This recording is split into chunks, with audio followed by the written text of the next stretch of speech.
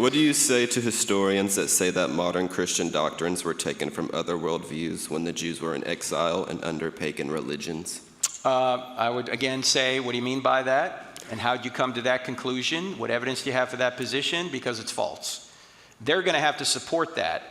And if there's anybody who's not going to take pagan practices for their own, it's the Jews, right? The Jews are the ones that are trying to stay separate from the pagan practices, at least doctrinally. Now, practically, sometimes they did it. Like, for example, the Jews sometimes sacrificed to Molech, including Solomon, right?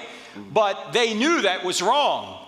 They're the ones that are trying to remain pure. They're the last people on earth to say these things, these pagan practices are true. They're the last people on earth to say we're going to adopt them as our own and say they're true. They may sin and do it, but they know that Yahweh is the true God.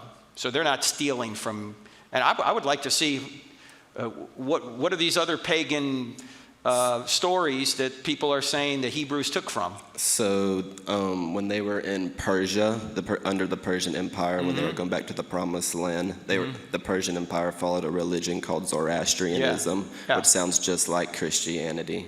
They talk about a savior coming. They talk about like the Savior would die and then come back and restore the world. I would ask them what their sources are for this, because just because it's on the internet doesn't mean it's true. Right? There's a lot of nonsense on the internet, as you know. I don't think there's any scholar out there who would say that Christianity's borrowed from Zoroastrianism.